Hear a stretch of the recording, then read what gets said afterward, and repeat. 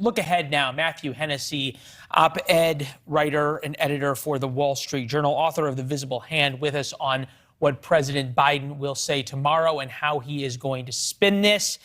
Matthew, we keep hearing this idea that there is going to be some policy proposals rolled out. Is that anything other than some type of stimulus or some type of rebate program? Well, I guess we're going to find out tomorrow. The only thing that I know for sure they're going to try and do is release some oil from the so-called strategic reserve.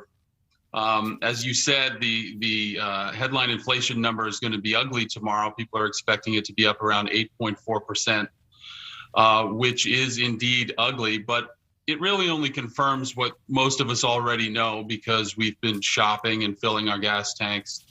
And anybody who does those kinds of things could tell you without having seen this report that things are out of control. I got my hair cut today and it went up by $2. So inflation is everywhere. Everybody's feeling it. And it's a really pernicious economic disease because it kind of makes you crazy. You can't budget. People watch their savings erode. They start to get panicky about what the future holds, and it ends up reinforcing itself. 81% of Americans say they see a recession coming. Rising prices by product, food up 8%, natural gas up 24%, new cars up 12%. You talked about gas, haircuts. Everybody's feeling it in one way or another. At some point, does it sort of matter what the president says in terms of how people feel? No, of course, I don't think it does. You mentioned earlier that nobody's buying this idea that it's Putin's fault. The graph that you showed at the beginning very clearly shows that inflation has been going up since around January 2021, which happens to coincide with Biden's inauguration. It flattened out during the summer when they were promising that we'd all get to save a few cents on our 4th of July picnics. And then it just started going up again. In the last few months, it's really hitting the high notes.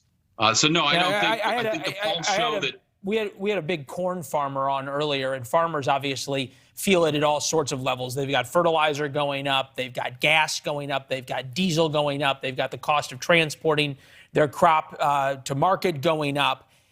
And I said, is there anything that you see that is going to bring prices back down? He said nothing for the next 6 months. Well, or even slow the rate of rise for the next 6 months. Inflation is always and everywhere a monetary phenomenon. So the cure, unfortunately, is not, in an Iowa farmer's control. It's not in my control. It's in the control of the monetary authorities. And so, unfortunately, the cure is just as painful as the disease, which is higher interest rates, which have their own weird effects on the economy and which affect people's lives very vividly as well. So you'll pay more to borrow money, and you'll watch the amount of money that you have borrowed. If you're in a situation with variable interest rates, everything's going to be going up.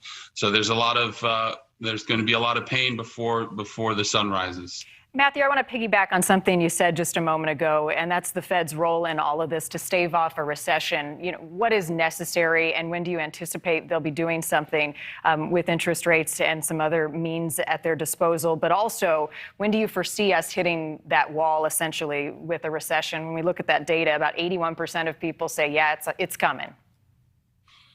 Well, the Fed's already making noises about raising rates. They're under a lot of pressure to raise them faster by people who think that the inflation numbers are out of control. But you still have many economists who will say this is a passing phenomenon. It's going to level out and then it'll start to drop.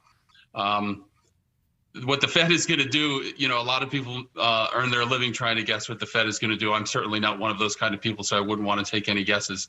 But it's definitely going to be something that, when it comes, is gonna hurt. And there's no getting away from it. You've got people that would argue we need to go back on the gold standard in order to prevent this. But inflation is a pernicious economic disease. You don't want it in your economy. You want to keep prices stable to the extent possible, and that's the Fed's mandate. The fact that it's not their fault in total that the inflation is out of control. The fiscal side of things is definitely contributing to it.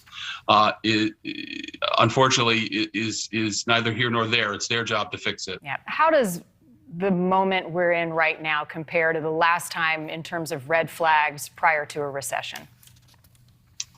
I'm not sure what you're talking about. In the early 80s when inflation was running hot. Right. So is there any time that compares to what we're seeing right now, specifically when you look at when Biden took office, inflation was 1.4%. We're now up close to 8%. This type of rise in this short of time, anything compare? I'm not sure that anything compares. I mean, the comparison to make here is from 40 years ago, 1981. The rate hikes then were on an order of magnitude that people wouldn't even understand today. In the early 1980s, you could put money in a certificate of deposit or open a bank account, a simple savings account, and earn double-digit interest because of the rate hikes that the policy that the Fed pursued to bring that runaway inflation down. Inflation is like a wild dog. When it gets out, you have to really do some nasty things to get it back in the pen. The hope is that you don't end up killing it before you get it back in there. But the pain is extreme, and I'm afraid we're all going to feel it before it's too late. It's interesting. You said an order of magnitude that we can't even comprehend. When my parents bought their first house, their mortgage was 13%, and they felt lucky to get it. Mm-hmm. And now people say, 4 or 5% mortgage rates, that's just out of control and wild. We really, Matthew, I think you make a great point. We really don't understand how bad this can get and what it's like when this happens, because so few people remember it. You really have to be our parents' age to have any kind of financial conceptual memory of what Matthew was talking about. Matthew, great historical perspective, op-ed editor for the Wall Street Journal. Great pieces again today. We'll read it tomorrow. Thank you. Thanks for watching. Click the red subscribe button below so you can get more of NewsNation's fact-driven, unbiased coverage.